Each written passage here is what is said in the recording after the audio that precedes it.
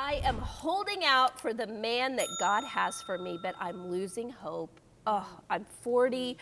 I don't want to be single, but I'm afraid that I'll never find the one. At what point do I give up hope, and how do I shift the focus when it's pretty much all I think about? Corey, I'm coming to you for this one. Yeah, I mean, I think there's a lot of women that feel this way. I think that it's a common thought and feeling, and I feel for our viewer that wrote this in.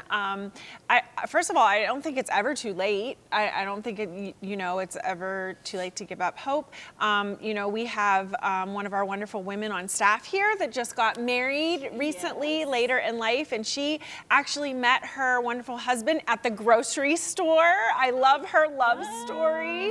So I just think that there's an inspiration there.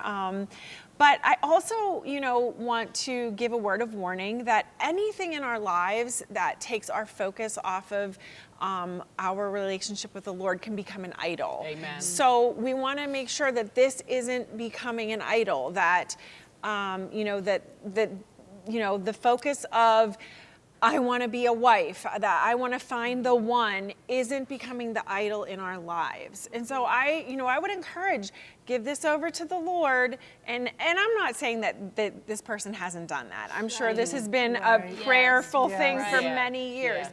But you have to be willing to say to the Lord, what do you want for my life? And be willing to hear the answer that the Lord has for you. That's good. That was good. I think a key word, it's all I think about. And what I honed in on is holding out.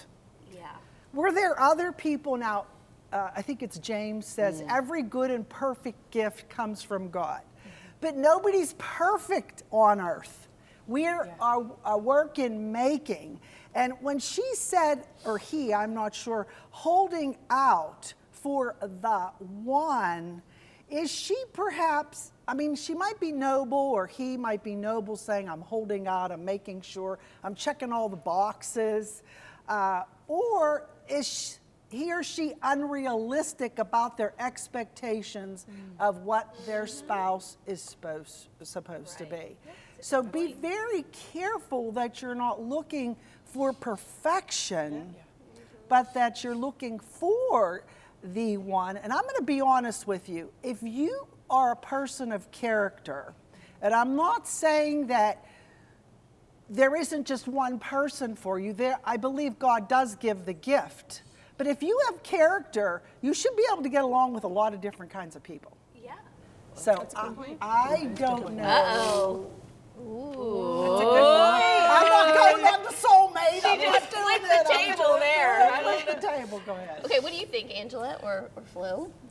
You don't want no comment from me. Oh, yes, I do. I meant 40. No, you don't. 40, waiting, struggling, crying. I already had the one. I found the one, and the one was Jesus. Then I met the other one, and that was my husband. And him and Jesus was the one, and now my husband's home with Jesus, and now I'm back to one, and I'm good. Well, what's your answer? I agree. I think that, I think a lot of this stuff that comes into play is a lot of cultural context. I think that I have a lot of friends who are single and they are looking for the one, and their laundry list of 100 what he has to be ain't going to come too easily. But also I think that it is one of these things that as a believer, our perspective does have to remain on the Father. And what I hear, and that's what breaks my heart, is like this sorrow that has kind of joined her heart, and this sorrow and this sadness of feeling very alone. And so, my hope or encouragement would be that when you're found in him, you'll find everything you need. Whether it ends up showing up as a husband in this season or the next, but you'll be fully satisfied right now. She needs to have a meeting with my daughter who says, I'm good. And he has to be very impressive for me to like him. there you go. So maybe just switch your language. He's got to be very impressive to. That's what gets me. A lot of single people today don't want to be married, and that's a whole nother. That's another question.